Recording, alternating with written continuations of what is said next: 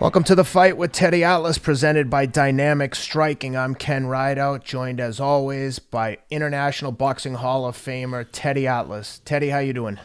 Good, Ken. It's good to see you. How's the waves? The waves are always good in Southern California. Yeah. What's the surface way of saying it? Surf, I guess. How's the surf? Surf's up. Yeah, surf's up. Surf's up. Hey, listen. Thank God you're okay. I see those scrapes on your nose. I know what happened. There they are. And you didn't get into a fight, but you, thank God, are okay after taking a fall on your bike. Yep, I fell off my mountain bike. It happens to everyone. I tell everyone who wants to come mountain bike riding for the first time or get into mountain bike riding, mountain bike riders have either fallen down or are going to fall down. It's inevitable. This was a bad one, but I'm okay. Landed on my face. Not my finest moment, but thank God, no serious injuries. Yeah, thank God you're okay. All kidding aside, we're thankful that you're okay. And, you know, it reminds me of my Customato, my mentor. He used to always say that he would never train a fighter who rode a motorcycle because he said that, you know, similar to a bike, obviously worse because you're going faster, but a lot of similarities. You're not protected. I mean, bottom line, and it doesn't have to be your mistake. You know, it could be just bang, something that in a car, it's a fender bender, but because you're on a bike, whether a motorcycle or a trail bike, you got serious problems. So I'll tell you one thing. If you're riding a bike or a motorcycle, if you don't wear a helmet, you're asking for trouble. Because if I didn't have that helmet on, this would have been much worse. I mean, I still basically knocked myself out. But if I wasn't wearing a helmet, Teddy, this would be a much different conversation. Nevertheless, let's talk fighting. Since I look like I got in a fight, which is what I would tell a stranger. What happened? Little fight. No big deal. I tell my kids I got bit by a shark. UFC Fight Night 178, awesome card again. If boxing and UFC were in a fight, we'd basically have to give boxing a standing 8 at this point, if not call a halt to the action. It's getting ugly. I mean, UFC just continues to put on awesome events, and as long as they do, we'll have to keep talking about it because we'll talk about some of the boxing matches that took place this weekend, but they were essentially A-sides versus opponents. UFC, all competitive fights, and to the point that we talk about a lot with boxers trying to protect their zero loss record. I mean, in the co-main event, you had two guys that both had 15, 16 losses, and still everyone tunes in to see it because you know when you tune into the UFC co-main event, you're going to see two guys get in there and fight. And at the end of the day, that's what we want to see is competitive fights. So let's jump into it. Before we talk about the main and the co-main, just quickly want to touch on the prelim right before the co-main and the main. Khamzat Chimaev against Gerald Meerschaert. This one was interesting because it's the third fight since I think July 10th for Chimaev. And more significantly, the UFC had him scheduled for this fight, and they have him scheduled to fight Damian Maia in the near future, which is very, very rare for the UFC to have two fights scheduled. Very disrespectful to Meerschaert, to say the least. And Meerschaert didn't take kindly to it, was talking very tough. He wanted to do some things to Chimaev, and my God, 17 seconds in, Chimaev hits him with a beautiful straight right. Basically, the first punch he throws right on the button, knocks him out cold. I know you had a chance to see it. Again, 17 seconds didn't take much time to catch up on that one. But tell me what you saw there. Well, I wonder if Rob can put it up because I would love to, being that it's so short, to comment right over it, right with it. So if we have that capacity. But in the meantime, I'll say that the Southpaw killer, he was fighting a Southpaw. I'll leave it to you to pronounce their names, being that you're a college graduate. Khamzat Chimaev from Sweden. I think by way of Dagestan, but it may not be Dagestan. It may be one of those other former Soviet nations against Gerald Meerschaert. Yeah. And here's the shot here. Rob's got it pulled and up. Meerschaert, you can see, is the southpaw, and you could see Chimaev is going to line up the right hand. It's the southpaw killer. Right hand's landing with southpaws. And what I noticed was that he dropped his right hand a little bit, and he also blinded him a little bit. I know we're going to see it again. We missed it a little bit there. But the left hand, a throwaway punch, distracts by Chimaev. It distracts. See that left hand? It's meant to just distract him a little bit. And it did.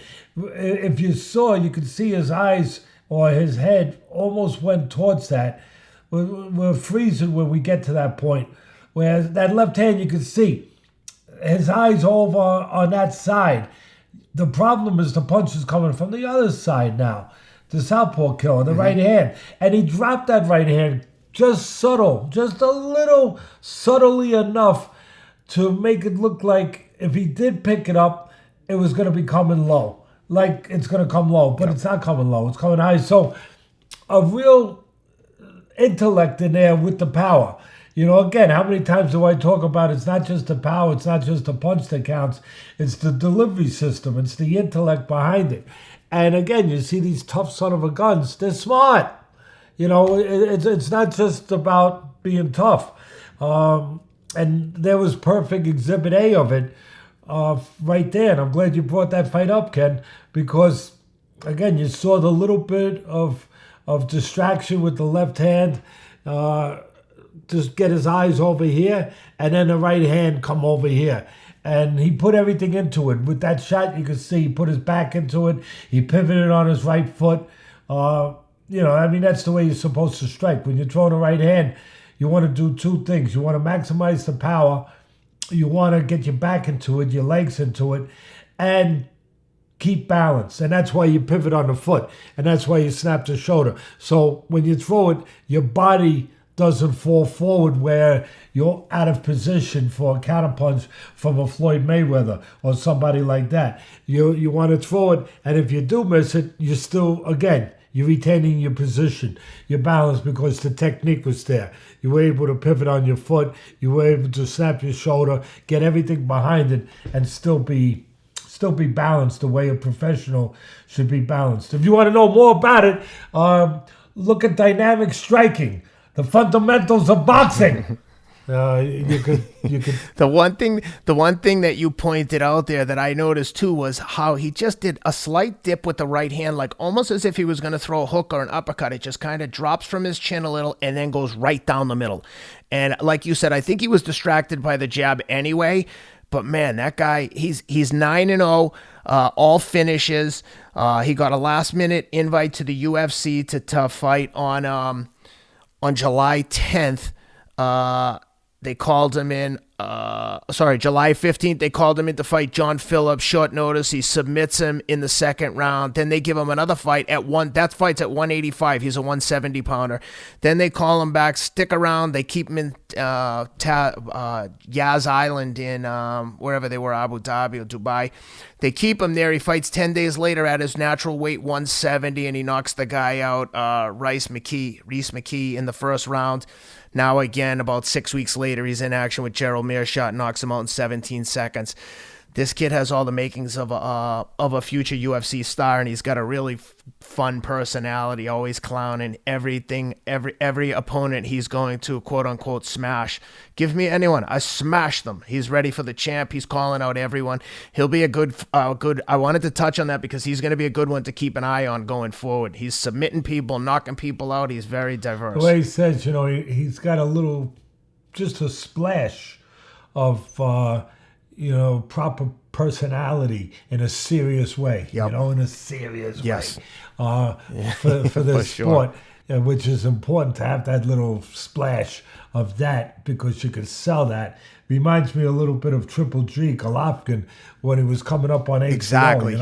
and he was knocking everybody out, and then he would come on afterwards and during the interview, and he would say to Kellerman, he would say, "Mox, give me a moment, please, Mox. Give," he just destroyed a guy. You know what I mean? He just destroyed a guy. Big drama show. Big drama show, Mox. Big drama show. I want to thank my friends out there. Please, I must thank mucho gracias, amigos. It was just hilarious because you just saw this Terminator, and then he's showing this funny, this human side. It was a good mix. And to your point of him fighting that often, it reminds me a little bit of Mike Tyson when they were bringing him up. Tyson was fighting every 2 weeks. People forget that. He was fighting every freaking 2 weeks. Now listen, he was fighting lower level opposition.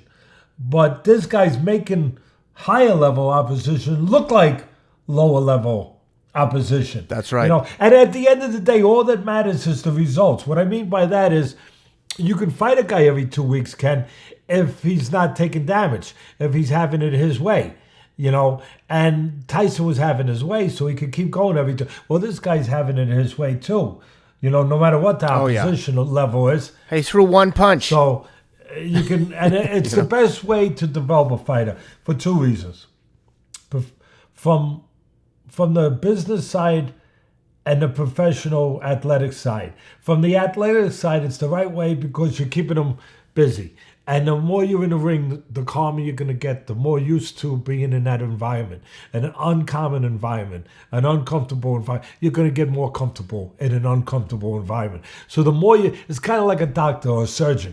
The more he does surgery, the better surgeon he's going to be. I mean, it's no different. So the more often he's in the ring, the better the more confident he's going to be, the more reflexive things are going to be.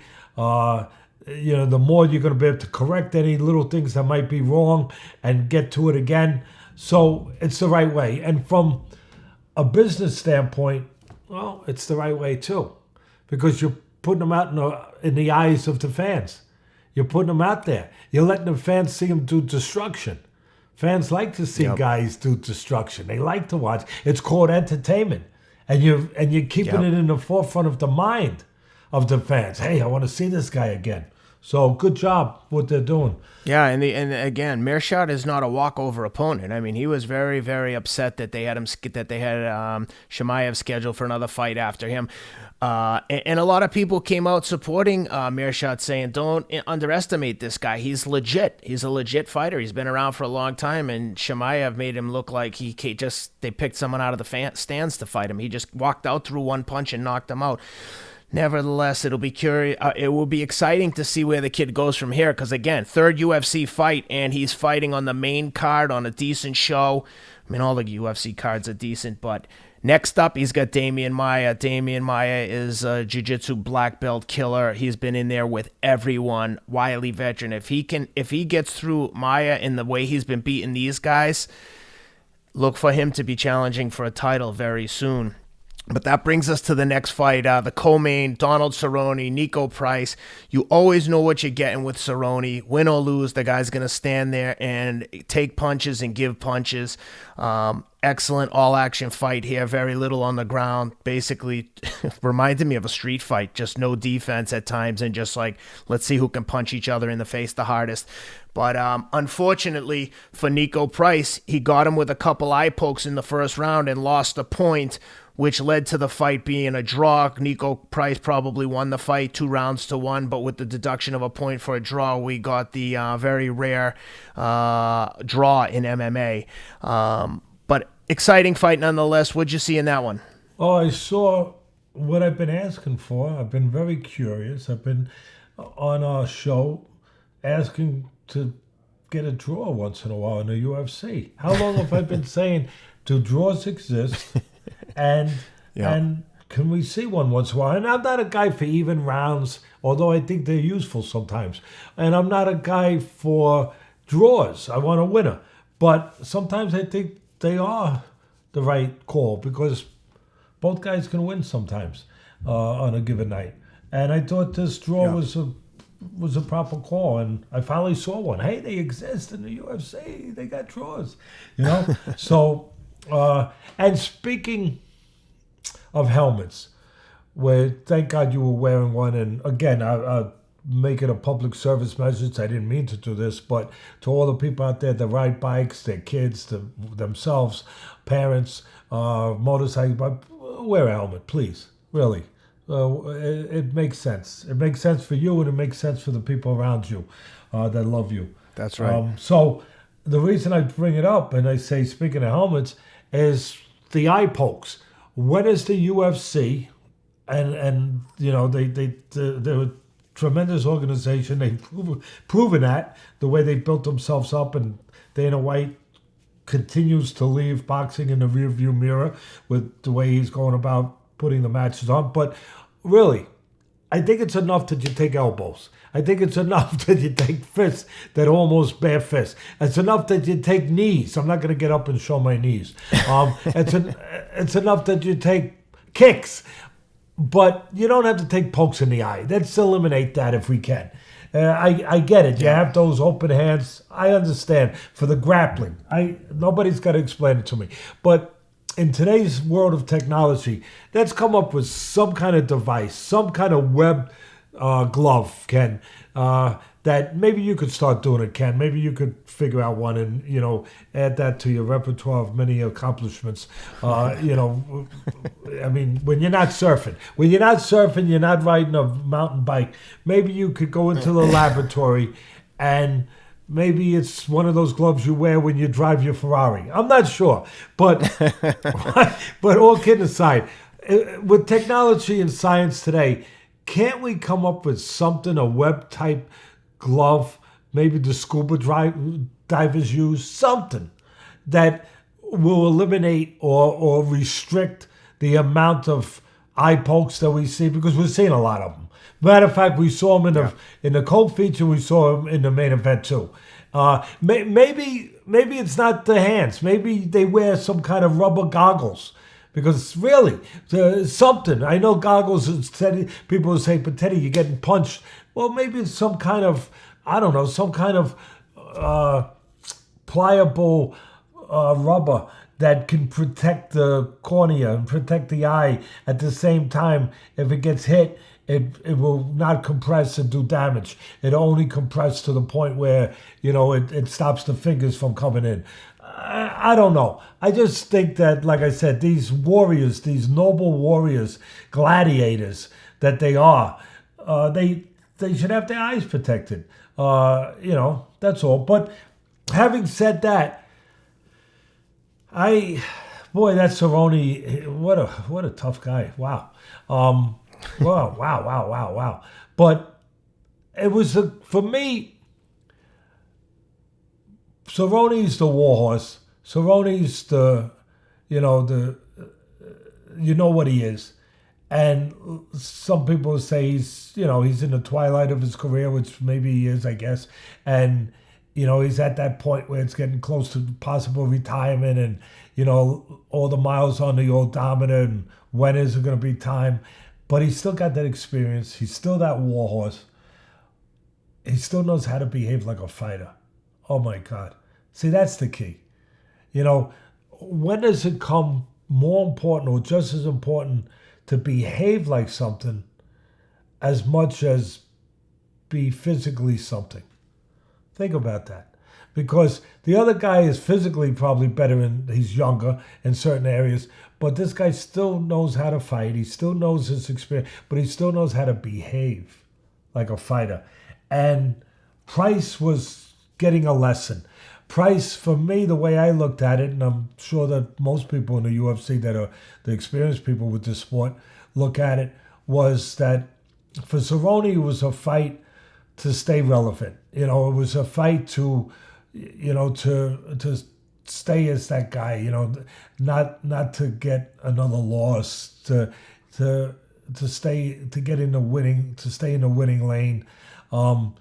For Price, it was more of a fight to kind of show Broadway the new star or a potential new star in this division. You know, to have the lights on him, to let people know who he was. To come out and make a statement that, hey, I'm here in this division, and more of you should know about me, who I am, and be able to put that kind of foot forward. I'm sure that Price watched the tape or saw the fight of Cerrone with McGregor, and McGregor took Cerrone out in the first round. And I would feel, from my experience watching this fight, that's the first thing that hit me. He's trying to do the same thing. He's trying to make it an early night. He came out there, attacked in a striking, obviously, fashion, and he tried to get rid of Cerrone, thinking that he could get the same result quick. Cerrone's a little bit of a slow starter. He's available, and we can keep him from using this experience, keep him from getting into the fight, keep him from taking us to deep waters, because that would be the plan for Cerrone.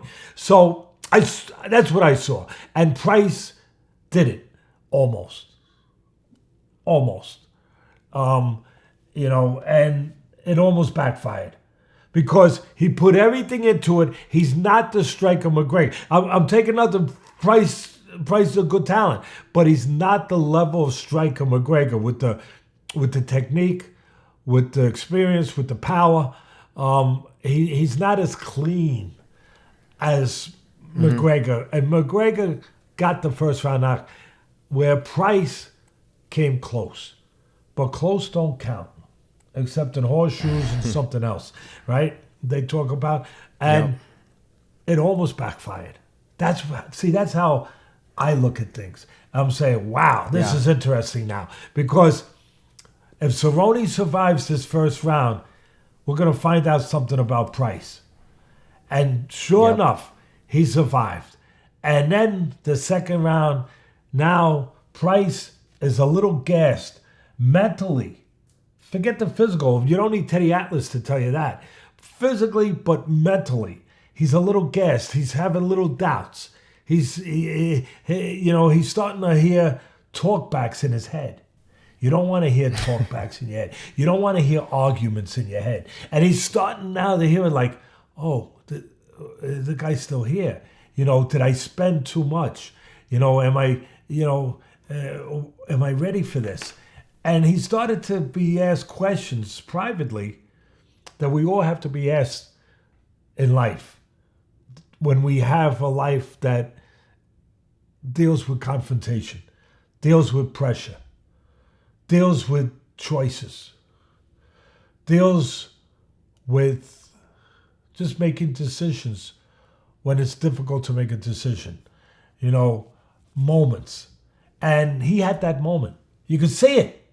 You could see it for me, where in the second round he was struggling mentally and physically with what he put out in the first round. And Cerrone was doing his damnedest to recognize it and take advantage of it and make a living off of it.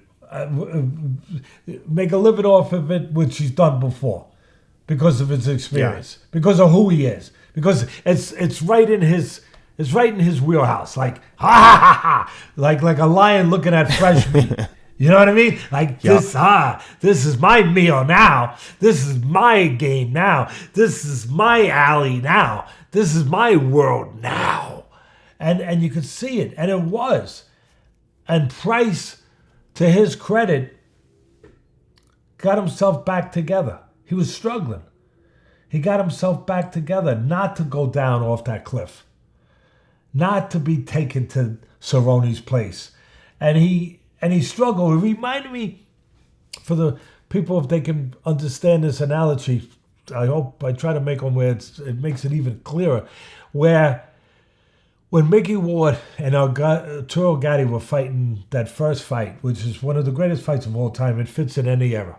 It's one of the great. You could even call it the greatest fight of all time, but it's one of them.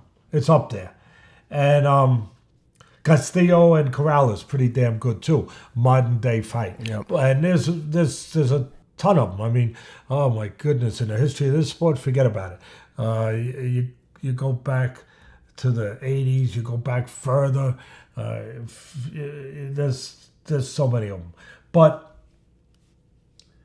where, if I remember correctly, and you help me if I don't, but I'm in the right neighborhood, where it looked like the fight was stopped towards the end of the fight, like they had stopped it. Mickey Ward thought he won by TKO. And for a second there, it was over. Well, when it's over, I don't know if people understand the ramifications of that, what goes on. Because immediately after being ready, for all that's there to be ready for and that you're involved in, to be a DEFCON 4, you're going through, and then all of a sudden, it's over. Boom. And you shut down. You shut down. And you all of a sudden are told, which Mickey was, no, it's not over. What? Now you got to restart that. The engine's all over. Yeah, that was referee Frank Cappuccino. I remember when we had Mickey on the show, Mickey's like, oh my God, I think it's over. And then Cappuccino comes into the corner and said, no, fight's not over. And Mickey was like, okay, let's go get back into fight mode. But he talked about that on the show. And people should watch that, the one we did. That was, a year ago, whatever it was. But a little more than a year ago, we recorded at the Boxing Hall of Fame, actually. Yeah, and if people haven't seen it, I tell you, I would suggest, not because it's us, I would suggest it just if someone else did it and I knew what was in it. That Mickey being himself, very candid about his career, more candid than most people would be about personal life, about personal things that have happened to him in his life. So it was something very interesting. So in that fight, now you got to start the turbines all over again. You got to restart those turbines. You got to recalibrate. And, oh my God. I don't know if most people understand what that takes. So there was a little similarity in some ways to that, where Price, I'm sure, said, I got the guy going. I'm going to get him out of there in the first round, kind of where I think he planned to. I think he did, to get him out, and it don't happen. Mentally, that's a blow. That's a blow. And you got to be a fighter to get off. And it's part of the learning curve. And I think at the end of the day, Price learned a lot from that fight. And both of them gained a lot. Cerrone, that he's still able to handle, which people were starting to wonder if he can handle young top guys in a division, vibrant guys, if he was still that guy with all the miles. But he showed he could. And then the Price showed that he does belong at that level, that he is going to go to that. And he learned what it's going to take to compete and further compete at that level. It's not just your physicality. It's other things. It's dealing with guys with great toughness, great experience, great resiliency, all those intangibles. So I think it was a very interesting fight. Again, I don't know if people knew the struggle, but I think Price was in a real struggle that second round. He pulled himself together. He got the ship kind of righted. The waves were taking him. They were taking him, and then he got the ship righted again. Got back on course, and then you had the last round, the third round, and it was a toss-up fight. It was again, I marveled at the contrast of the two guys. You got Price, where he's finding out if he belongs there. You got Cerrone kind of trying to prove that he's still there, and you have all this stuff sort of in the background. This other fight going on with the things I just talked about. And you got all that going on. And then you got a situation where Cerrone gets hit with the fingers, not once, twice. And again, who knows how Price would have behaved? I know these UFC guys, they're all tough as nails. But you don't know till you know. You don't know till you know. That's right. You know one thing about Cerrone? He was like, I mean, there's blood coming down from his eye. He just got poked right in the eye in the middle of a fight with a younger guy, an up-and-coming guy, right?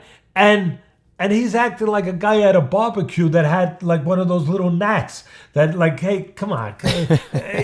Like, come on, I want to get to the potato salad. You know what I mean? Like, I mean, like, hey, come on, where's the barbecue chicken? Those ribs ready? Yeah, like he could care less. Like, look, if you have to, you almost felt like, look, if you have to, take it out. Yeah, you know what I mean? Like if you have to, take it out, but let's not take too long because I'm gonna lose my sweat. You know, I mean, it's you know what I mean? In the third round, they actually both poked each other at the same exact time. And to your point about them being tough, at one point when they're both like taking a minute to gather themselves, Niko Price says to him like, "I'm okay. Are you all right, man? Are you ready?" And they're both like, "Yeah, let's go." And people, I don't think, appreciate how much getting poked in the eyeball by in a fight it can affect you. I mean, let something hit you in the eye accidentally in your day-to-day life. I know if when it happens here to me, or especially with the kids, you would think that they've been shot by a sniper rifle in their eye if something touches their eyeball. Well, as far as my breakdown of the fight, the analysis of that, Cerrone got what he needed. By surviving the first round, see, again, there's a lot of strategy. By surviving the first round, he got a slower pace. He needed a slower pace. You know, he's the older car that can't go 80 miles an hour on the highway anymore. He got to take the back streets. You go 80 miles an hour, you're gonna blow a gasket. You're gonna. But so he's that guy. But you got to be smart enough to get that pace, to get that without getting taken advantage of. So he survives the first round. Now he's got the guy where the guy's willing to concede the pace. So he keeps the pace at a slower pace that makes more sense for Cerrone. So again, I'm watching all this stuff and absorbing all this, and I like it. I love it, and I appreciate it. Yeah. And I say, okay, he's got the slower pace. Now he's in a fight. And what does he do? He starts picking his spots. You know, he's pot shotting. He's picking his spots with right hands, with jabs, with picking spots. The one mistake, again, from the analysis for me, that Price made in the first round, he was landing the jab really clean, but he never, boom, put a right hand right behind it. He should have done a la George Foreman, a la Tefilio Stevenson, a la Ingemar Johansson. You know, again, go on dynamic. Oh, I feel terrible about what I'm doing right now, but not that. Go on dynamic striking and see the great signature punches of the great fighters in this sport. It's not up yet. It'll be up in a couple weeks or maybe a week. But you'll see all these. And in this one, all seriousness, he was hitting him with the jab really clean. Boom, he should have put a right hand right behind it, and who knows what would have happened. So that was missing. That struck me. I said, hey, somebody needs to whisper in your ear to put that right hand. And the other thing was, he had the longer wingspan, the long arms, and he wasn't really using it.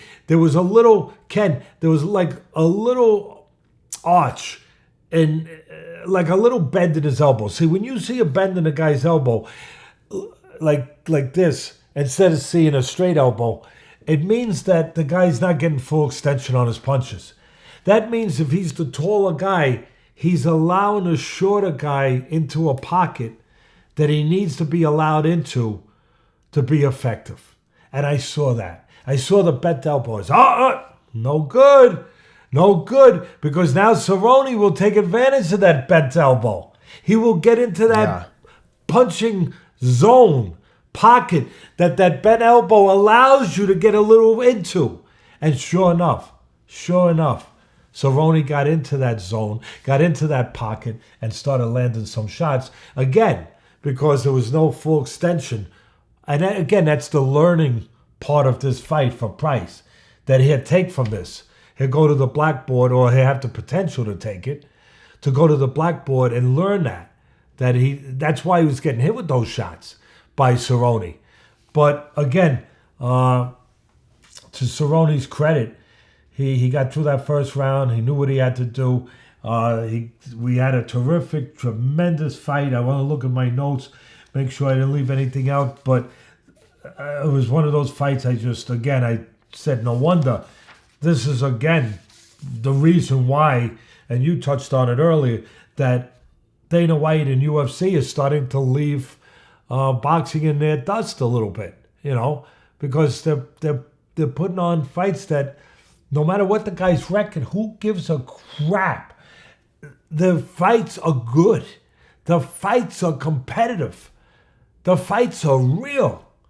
The fights are like you could pick a toss-up. You can't just close your eyes and say, yeah, I'll put 100,000 on this guy because I know he's going to win. You have to put 100,000 because he's probably 20-1.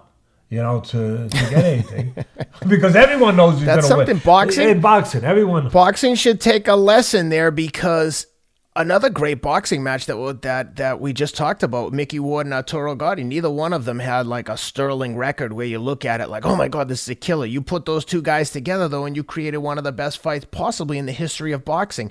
UFC does it on a regular basis, but you would think that would prompt boxing to put some of these guys in, and we're getting one of those fights that I'm dying to see in Lomachenko and Lopez.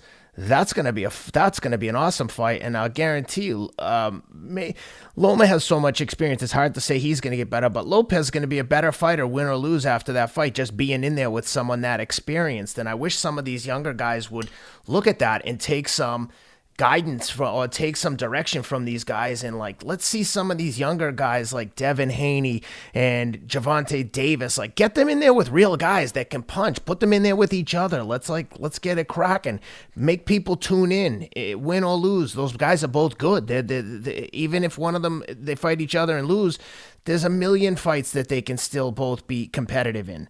But anyway, I noticed you're wearing your Whoop strap there. I want to remind everyone that Whoop's the presenting sponsor for our Fight Tactics series, where Teddy breaks down signature punches by a number of former superstars, including Mickey Ward, Mike Tyson. We have some up there now. We have a ton of them in the pipeline, so please check out the YouTube channel. Go to the Fight Tactics series, and you can see a bunch of signature punches, and Teddy breaks down all the fundamentals of how that punch gets delivered. And like I said, there's some up there, and look for more to come. Those are a lot of fun, and thanks to Whoop for sponsoring that segment. And that brings us, Teddy, to the main event. Let me finish on sorry. And the one thing to what you just talked about with the promotion of Whoop, I think people will enjoy. They are enjoying them. A lot of people are watching them, and I'm glad they are. But the one thing you will see, the technique needed to land these punches, to be efficient with these punches. You'll learn that. You'll see that. The one thing that you won't get, I mean, I don't know if this is a takeaway where it takes away from it. I don't think so. But the one thing you won't get is after I show it, you won't get Teddy saying, "Whoop, there it is." You won't get that. You won't get that. You'll get everything else that you're supposed to get, but you won't get "Whoop, there it is." Which I'm sorry I did that. But listen, to finish up on Price and Cerrone. Cerrone used his experience. He mixed it up. He went inside. He went inside when he needed to. To the close, to put his hands on the guy and to show that dimension, that threat about getting into the floor, onto the mat. He mixed it up the way you have to do it when maybe physically at your age you have to be a little bit more using everything you can, everything that's out there a little bit more. Where Price is going to learn that. And I think that a lot was shown in two things. At the end. At the end when it was announced the draw, you could see that Price, along the lines of what I think I just broke down, understood what he went through privately and understood what he was feeling after the first round when he didn't get the knockout and how he escaped falling off the cliff and what he went through and what he learned and the happiness that he learned it. The awareness, which means he's smart, the awareness that he learned something that's going to be beneficial, that's going to make him more powerful, that's going to make him more successful, make him better in the ways that the physical part isn't enough, that you have the mental part to make sure that physical part is always available, always used the right way. The glue that keeps those physical abilities in place. You could see he was like grateful, like to himself, like, yeah, I accomplished those things. I'm going to be better for it. So it wasn't that he was celebrating the draw. I think because a lot of people, I think, are going to say and have made comments where maybe, hey, what was he celebrating the draw? But I think he was celebrating what I just said, Ken. He was celebrating that I just went through a real test. And I know that I am now sure that I'm up to what I have to be up to fight at the highest level. And that I'll be only better for this. That I got my vaccination shot to be ready for all the germs that are out there. Yeah, you know what I mean? Like before somebody travels to Europe, get that shot. I got my shot. I can travel now. He got his shot. Yep. He could travel now to those higher places that we all want to travel to if we're competitive and we're in a competitive business like he is. So I think that's what it was. But the contrast was really something that I had to mention before we go off of this fight. Because then you got Cerrone, which I already described. He's the warhorse. He's the guy. And he's like looking at him like in amazement. Like in amazement. Like, what are you happy about? There is no happiness. There is no happiness in anything but a win. Like, because he's past that. He's at a different place. And it was, for me, it was really something to see that. Because I understood it, at least what I think I did, from the way, no, it wasn't that he's happy he got a draw. He's happy that he went through this experience. He's going to be better for it. And he realized that. And for him, it was something that Cerrone had been through years ago. So I'm watching it and I'm saying, look at this. And Cerrone's like, what are you? Like he's looking at a kid that's like jumping up and down in front of Dairy Queen. You know what I mean? That he's getting a double dip ice cream. You know? He's like looking at him like, what's the excitement about? What's the happiness? Like a beaver. Like if you gave a beaver a toothpick. You know what I mean? Like a beaver would say, toothpick. Like what am I supposed to do with this toothpick? I eat logs. You know what I mean? I eat logs. I don't eat toothpicks. What? Get this toothpick out of here. You know, and that's kind of like what it was with him looking at the reaction of the young kid. You know, we eat logs over here. We eat wins. We eat wins or logs. You know, not draws. Not toothpicks. So I thought it was interesting. I thought the whole night, I thought that fight was really, really good. Really interesting. I enjoyed it. And I wonder how the UFC, and I'm not sure how the UFC handles payment on that, because they pay the guys typically win money, show money and win. So, you know, $150,000 to show up, another $150,000 to win. I guess if there's a draw, maybe it's at their discretion. I know that they're not afraid to be generous with fighters outside of their contract. I've heard Daniel Cormier say that early in his career when he put on some good performances, in particular against John Jones, Dana White unsolicited send him $1 million bonus. Like it wasn't publicized, and that's coming directly from Daniel Cormier. So anyway, we'll have to look into that. Hey, listen, to your point, the kid that we started the show with, the undefeated kid who scored the 17-second who you know how to pronounce his name. Chimaev. See how I set you up to help me out there? Nice and smooth. To your point, Ken, the first thing that kid said afterwards in the interview was, I get my $50,000 bonus. 50,000. He was referring to not. Yeah, he was referring to, though, they give a knockout of the night, a finish of the night, fight of the night is a $50,000 bonus. So I think he was saying, hey, in addition to my compensation, I should get the 50 G's for the knockout of the night, which I'm pretty sure he got. And we can ask Rob to check it out, but I'm pretty sure he got the 50 grand.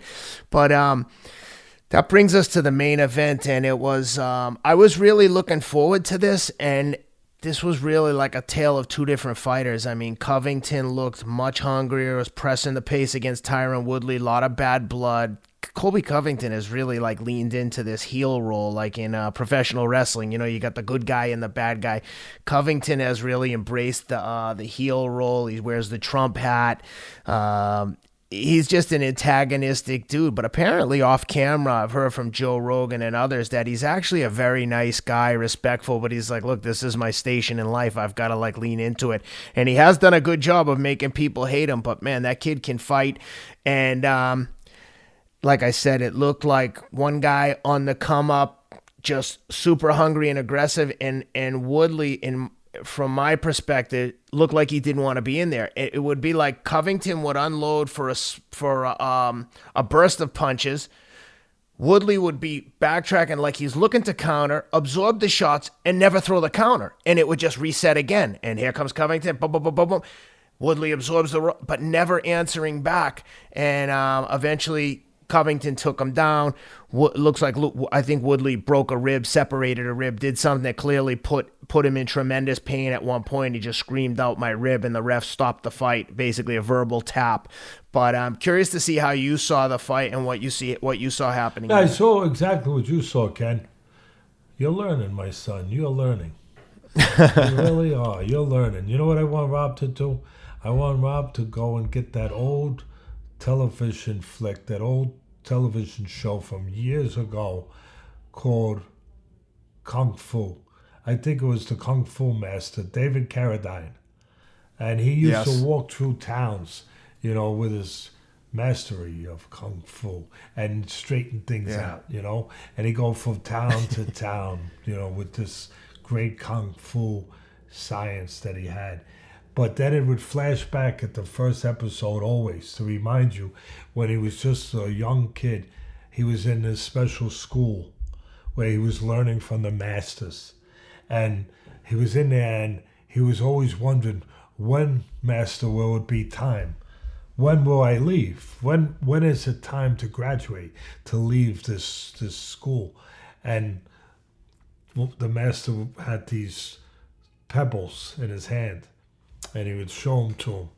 And he'd say, when you can grab the pebbles before I close my hand, you will be ready. And he called him affectionately Grasshopper. He said, you will be ready, Grasshopper, when you can take these pebbles from my hand before I close them. And, of course, he would always go to take them, and he was just a little late. He wasn't quite ready. Yeah. You know? And I say to you, soon, Grasshopper, you will be ready. I'm dying to use that. You set me up beautifully. Beautifully. It will be time soon for you to be able to leave, Grasshopper. But look, I saw the same thing you saw. My first question is, well, the first thing I saw was he either can't pull the trigger or he doesn't want to. He either can't or won't. Can't or won't. And it speaks to what you covered, you know, from the mental standpoint. Is he shot? Is he mentally, physically shot where he can't? Or where he won't because he's mentally shot? You know, part of it's physical and part of it's mental. And all together, they always join. They're never really separate. There's always an influence of the mental. 75% of this game is mental, as I've always said on ESPN over 24 years. So either you get to a point where you don't want to take that risk, where there's no urgency anymore. And he looked like that guy that there was no urgency. And when you get to that point, you shouldn't fight anymore. But I have too much respect for this business and for these fighters. Too much. And I've been around too long. And I understand too much to ever take for granted that I'm in their mind or their heart or their body. So I don't know when that injury took place. Maybe it took place before the fight. Fighters go in injured because they're fighters. These guys are truly gladiators, and samurais. And could they go in? I talked about that. We talked about that on an episode a week ago about some guys go in injured into fights because they don't want to lose that opportunity because they have a different mentality than a normal guy. That's part of the deal, part of the professional, dealing with what you have to deal with, injury, pain, whatever it is. So I'm open to that. Maybe he went in with that, or maybe it happened early. I don't know. I know it happened late, but I don't know. He said that it was bothering him early. So I don't know. What's early? First round, second round, third round? I don't know. But at the end of the day, there was something that wasn't consistent with the Woodley that was a champion of the welterweight division for 3 years with 4 title defenses. His behavior, his physically and mentally was not consistent with that guy. It wasn't. I'm not here to protect him. I'm here to be who I'm supposed to be, an analyst for the folks out there, the best I can, to put a light on things that sometimes could use a light. It doesn't mean I'm 100% right.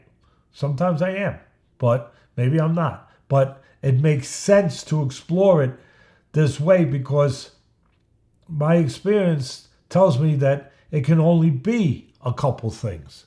It can only be A, B, or C. And at the end of the day, he didn't have that urgency. Maybe he's at that place in his career. Maybe the injury was part of it.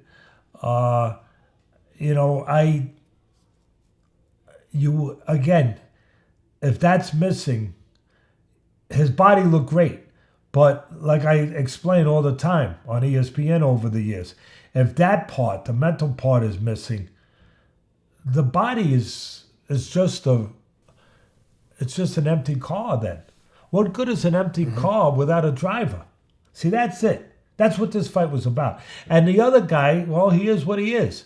And leading up to this fight, I know that after being one of the great welterweight champs, Woodley, his last 2 fights, he's been dominated. Now it's 3. But coming into this, he had been dominated in 2 fights. To Usman, and I forget the other guy. So this looks like that pattern continued. And it did continue. It doesn't look like it did. It did continue. He's basically lost every round that he's fought since he lost the title to Usman. Yeah, so including maybe that was his breaking point. Mentally, physically, the urgency, everything to prove, to fight for, whatever. But at the end of the day, Covington, he did what he had to do. It wasn't a barn burner. I'm the first one to throw accolades at whatever deserves accolades.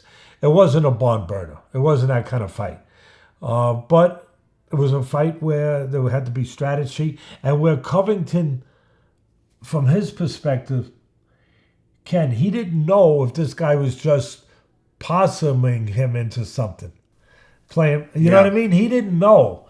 Yeah. So he still had to have a certain caution about him. So as he attacked. Now throughout the fight, there was only one boss. He was the boss. You know what it reminded me of? A cat and a dog.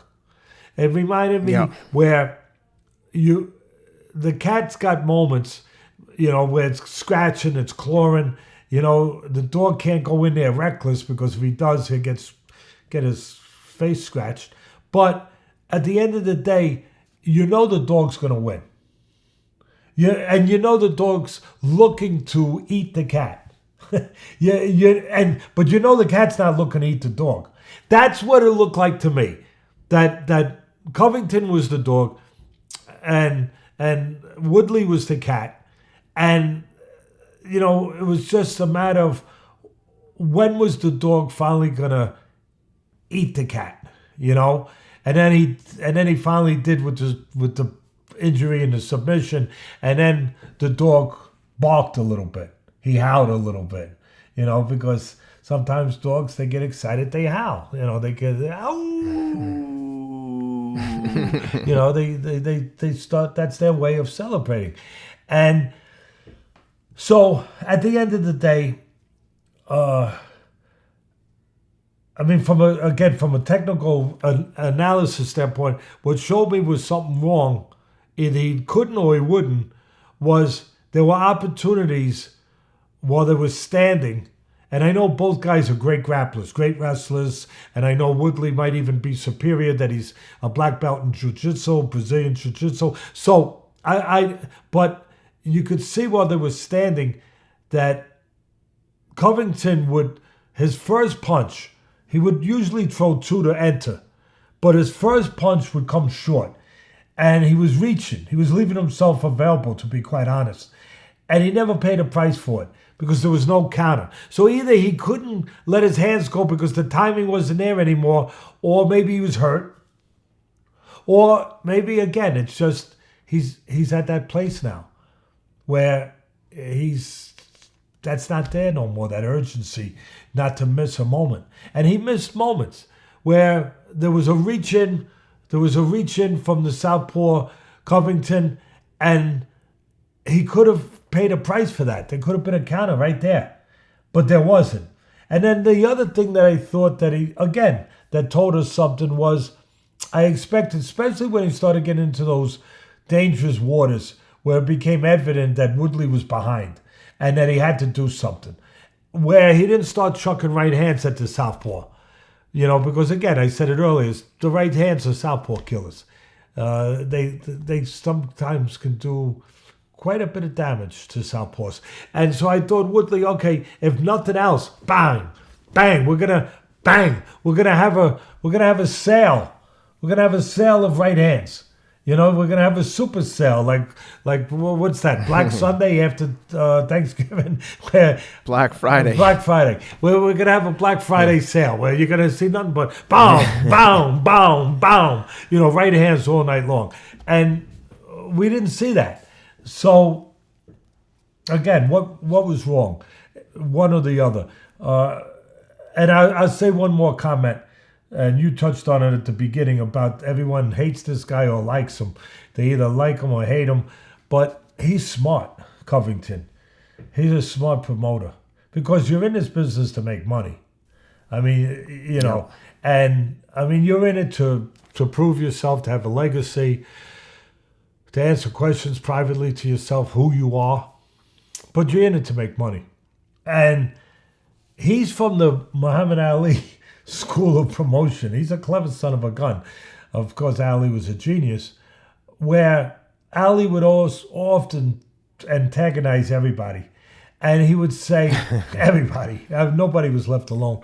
And he would say, hey, half of the people that come to one of my fights come to see me win.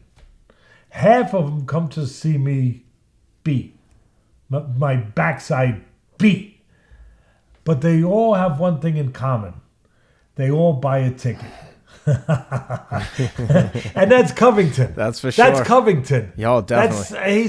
He knows that. He gets it. Anyway, it wasn't a barn burner, but it had different dynamics to it. Different intangibles that became intangibles because of the injury and everything else. Did you get that was an awesome show, and it'll be curious to see where Covington goes from here. I'd love to see him fight Masvidal, because they used to be buddies and they all trained together at American Top Team in Miami. So it'll be curious to see if he gets that Masvidal fight. Yeah. I mean, get that payday, and a tremendous fighter would be too. Oh yeah, and they really don't like each other. I mean, that would be that's the kind of matchup that you could probably sell the press conferences on pay-per-view. For sure. I mean, sure. Not a $75 pay-per-view, but whatever, $20, whatever, because people would love to see those promotional moments, those press conferences. They would be fun. Yeah, it would be fun. Definitely. And I don't know if you got a chance to see any of the fights this weekend, but Pedraza was in action against Molina. Jose Pedraza, Javier, Molina, and then Erickson, Lubin fought Terrell, Gausha. Just curious if you want to touch on any of those. Again, pretty much A sides versus opponents, not very competitive, but like I said, I don't even know if you want to touch on them, real quick. Those fights were out there this weekend. Sure. Yeah, real quick. First of all, I think that how I say this, I guess the way I always say things, straight, boom, right? Why change now? But I think maybe and other people say, oh, he's taking a shot. No, I'm just making a point, really, to be honest. I think there's a lot of chances to take shots if I wanted to take shots probably every week. But I that's right. Fair. That's fair. But I think Top Rank might be onto something. They've been around a long time, tremendous promoters. I think they might be onto something. You put a fight on at midnight, and you make it one-sided, and you could, and then you go to bed. I mean that's a. There's a lot of products out there that people buy, looking to induce sleep. Right? There's a lot of products out there. I'm just saying. What do they call? One of them is snooze something or whatever. They got the melatonin of fight cards at Top Rank. I mean, it's a natural. Listen, everyone's looking for natural stuff, right? Natural supplements. Yeah, they don't want the chemicals. They don't want that stuff, right? And you get up groggy. Yep. Who wants to get up the next day groggy? You go to bed. You get put right to bed, right? You get put right. It's like somebody tucking you in. You get tucked right in. And you wake up fresh the next day, right? I mean, it's a good formula. It might be a good product. They might be onto something. But at the end of the day, in all fairness, seriousness, I like Pedraza a lot. He's a kid that got knocked out by Tank Davis earlier. He wasn't ready for that fight. He fought the wrong fight. He didn't know who he was yet. He didn't have his identity yet. He's a southpaw. He could mix it up. He could fight. He fought inside with Tank Davis, who has a lot of power, and he shouldn't have. He fought the wrong fight. I'm not making excuses. I'm being who I'm supposed to be. I'm trying to explain something, and he got caught. But again, he didn't know who he was yet, and then he learned, and then he fought a fabulous fight. I was there against Lomachenko. Maybe the best fight in the world. Him, Crawford, Canelo, whatever. But technically probably the best.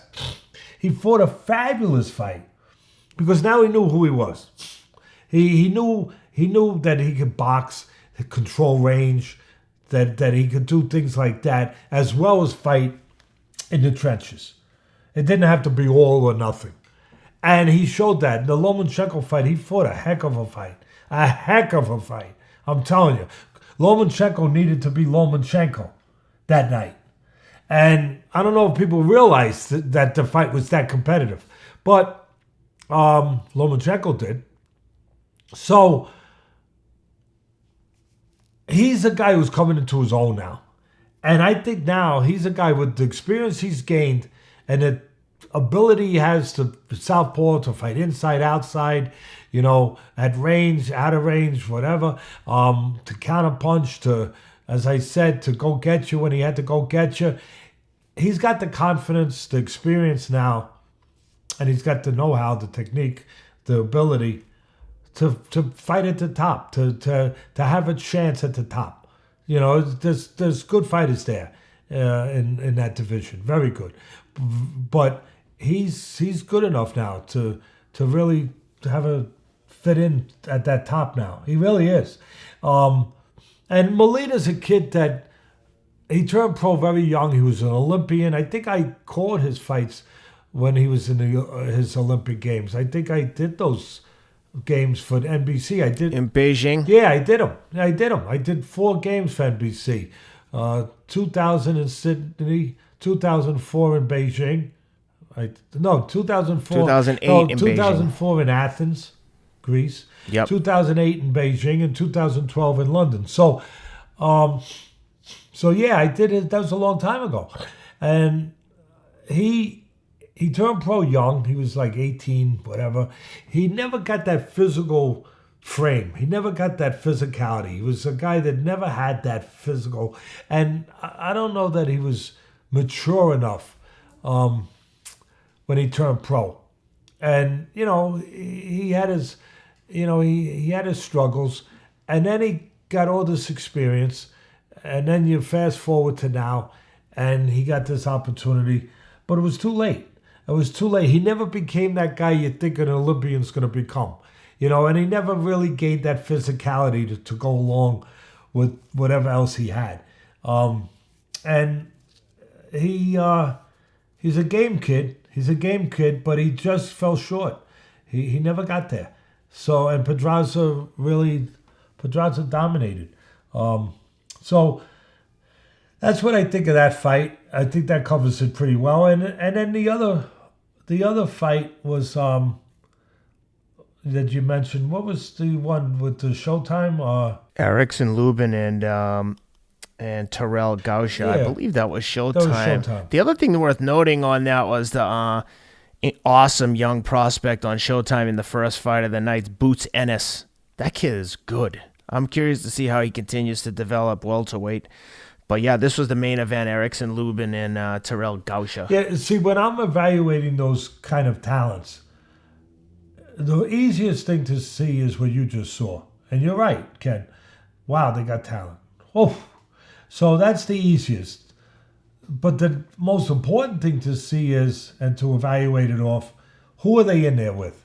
It's fair. That's very fair. And I didn't see the fight. So, yeah. Full disclosure, I didn't see it. So, I don't know who he was in there with.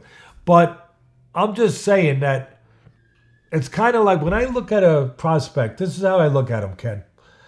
It's kind of like going into a car lot. I don't just want to see the car. Wow. Oh, wow. That's shiny. Ken must have put one of his special waxes on that. Because, ceramic. Well, yeah, because you know what to do with these special cars because you own them.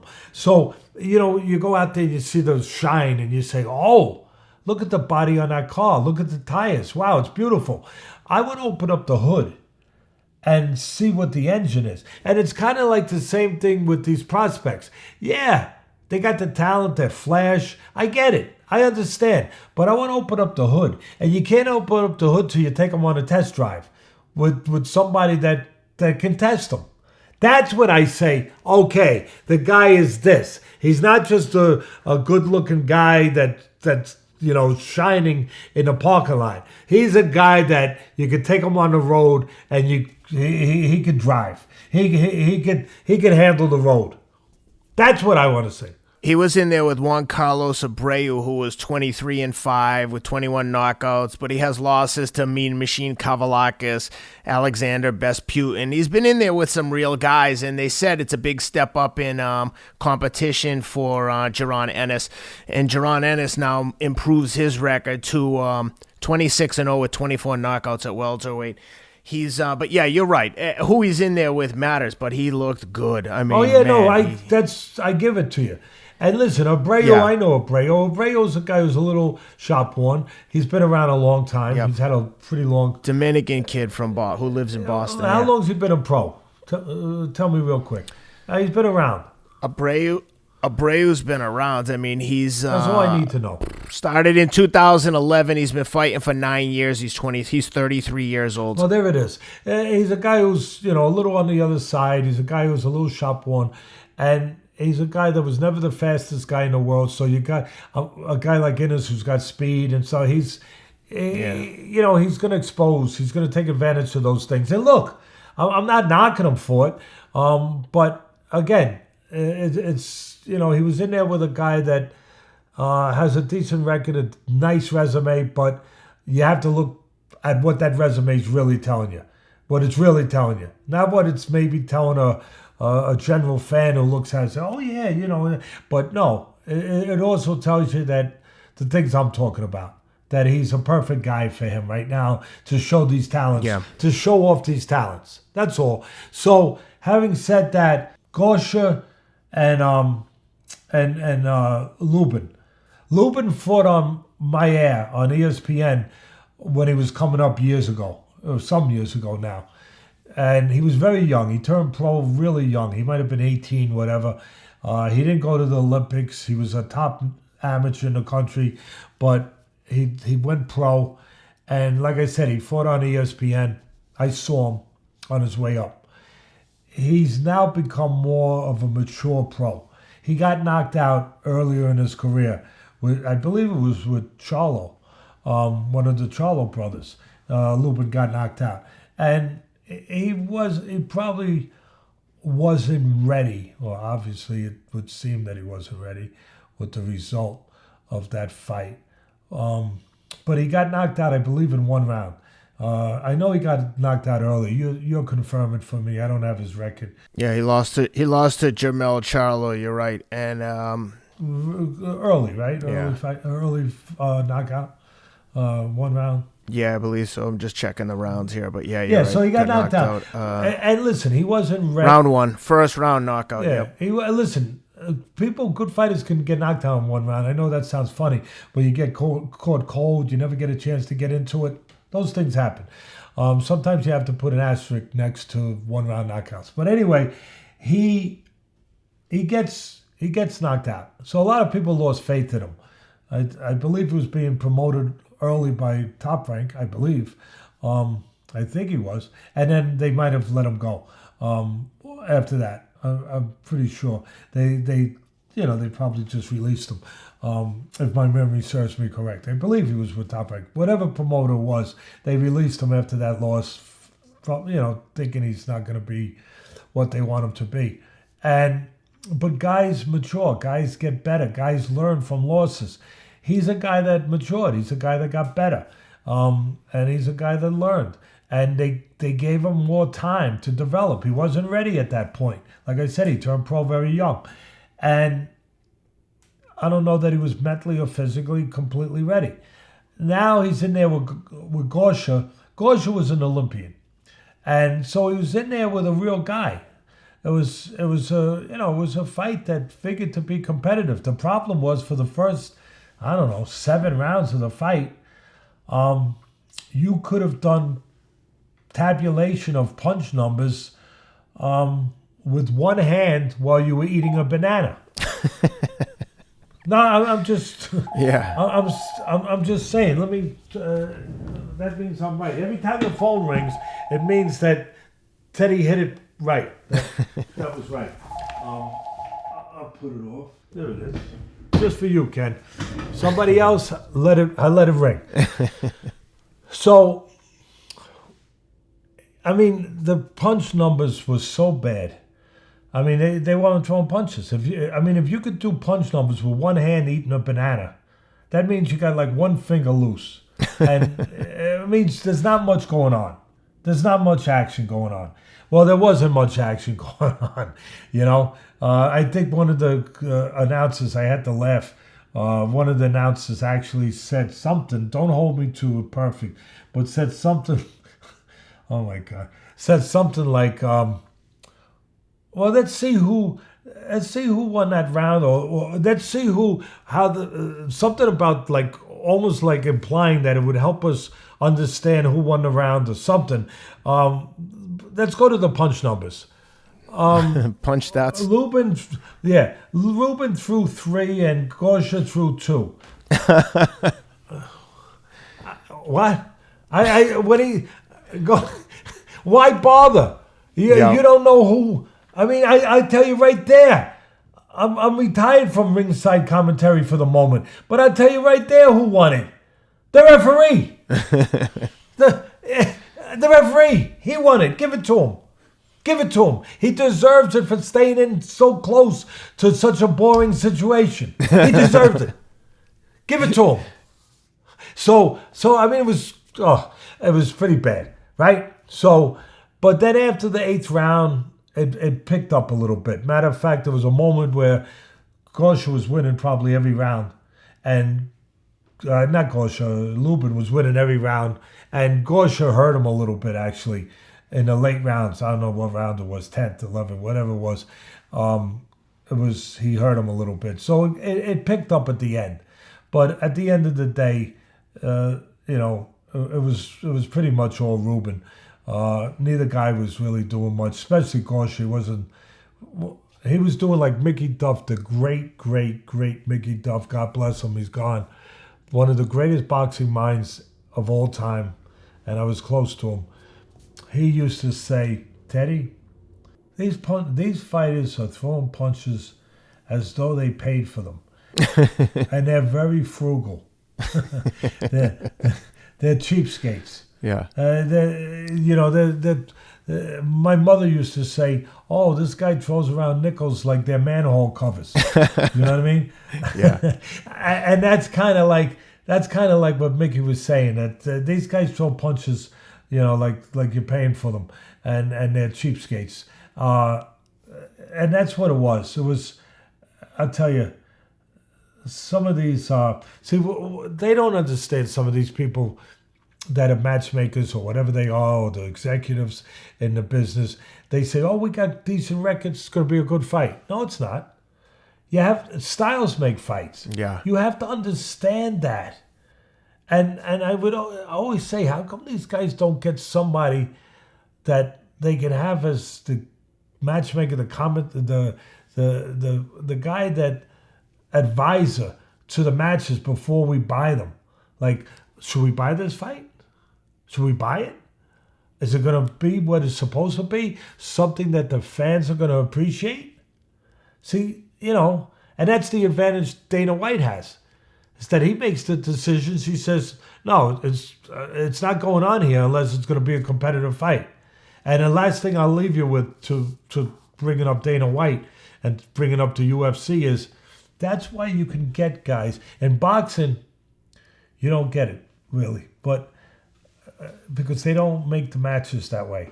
But if you know what you're doing and you know what you're trying to accomplish, that's why in the UFC you can get a guy with X amount of losses and he still can beat a guy that's undefeated or be in there with a guy because he learned how to fight.